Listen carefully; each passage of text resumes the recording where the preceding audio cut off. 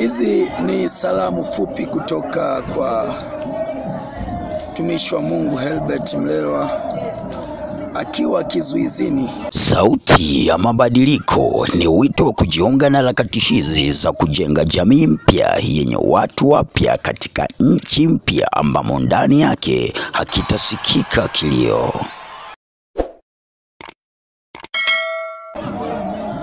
Paulo aliwahi kusema mahali fulani kwamba nisipokuwapo nanyi kwa mwili, niko nanyi katika roho.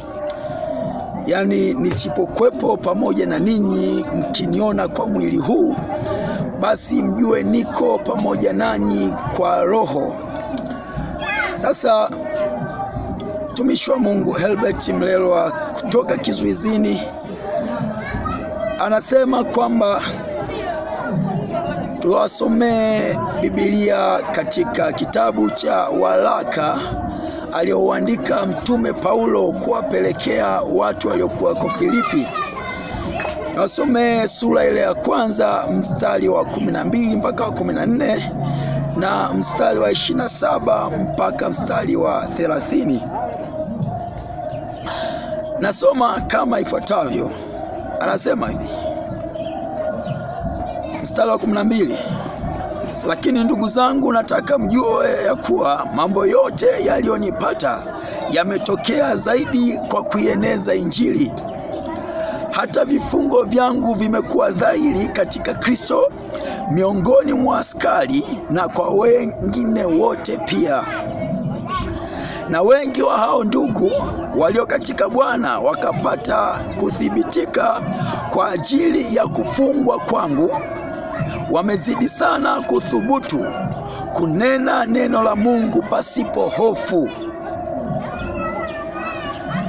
Kufungwa kwake Helbert anasema kwamba ni kwa ajili ya Injili ya Kristo.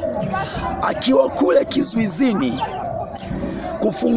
kufungwa kwake kumethibitika kwa baadhi ya askari walikuwa naye kwa kumuona ni mtu mwenye ufahamu mkubwa sana. Ile hekima iliyoandikwa ya kwamba watawapeleka mabarazani na kuwafunga magerezani, lakini hekima ambayo Roho Mtakatifu atawajalia hawataweza kushindana nayo. Basi kwa hiyo amezidi kuthibitika sana kwa askari kwa sababu ya kufungwa kwake. Mstari wa 27 wa Filipi 1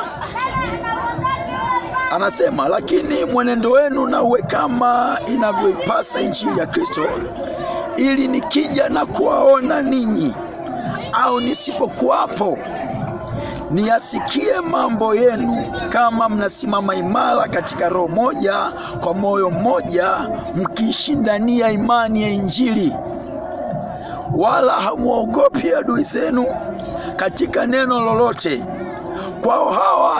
Kwao hao ni ishara thabiti ya kuangamizwa, bali kwenu ninyi ni ishara ya wokovu huo utokao kwa Mungu.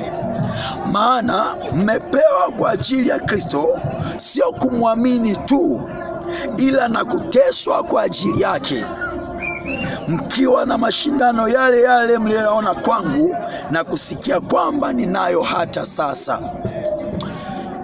Anatuasa na kutusihi sana kwamba tuzidi kuenenda kama Injili inavyotupasa kuenenda. Tuwe na mashindano yale yale ambayo tumeyaona kwake ya kuishindania Injili. Hata imekuwa sababu ya kukamata kwake na kuweka kizuizini hata siku ya leo. Anatukumbusha kwamba tumepewa kwa ajili ya Kristo. Yani tukisema kwa ajili ya Kristo anamaanisha kwa ajili ya matendo mema, kuwatetea wale wanaonewa, kuwatetea wale wanaoumizwa, na kupingana na kila aina ya ubaya kwa kila aina ya mbaya. Kwa ajili ya hayo tusiishi kumwamini tu huyu Yesu aliyetufanyia ukombozi, bali tujue kwamba njia ya ukombozi aliyoianzisha tunapaswa kuiendeleza. Wanaonewa leo, tusimtegemee Yesu aje awatetee leo. Sisi tunapaswa kuwatetea leo wanaonewa leo. Yesu aliwatetea wale walionewa kipindi kile, na sisi sote ambao tulikuwa tumefungwa kwenye kifungo cha sheria ili tuwe huru, imetupasa kuiga mfano wake. Kwa ajili ya hayo, tuwe radhi kuteswa kama yeye anavyoteswa. Hizi ni salamu fupi kutoka kwake.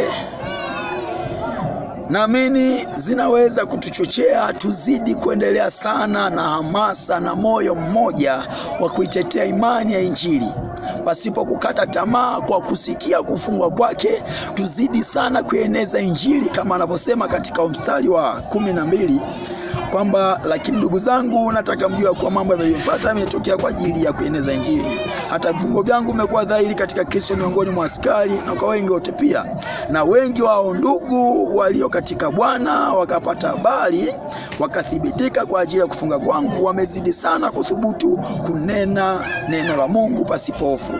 Kwa kufunga kwake tuzidi kunena neno la Mungu pasipo hofu. Tusione kwamba ndio imefika mwisho, kwamba tukate tamaa au tuwe na mashaka kwamba kama njia ya imani ni hii, ni kuteseka hivi tuache. Hapana, tunapaswa kuendelea kunena neno la Mungu pasipo hofu, na wala tusiwaogope adui zetu. Na adui yetu mkubwa ni ubaya. Tukiogopa ubaya, hakika ubaya huo utatumeza sote pia. Neema za Kristo Yesu ziwe pamoja nawe. Amen.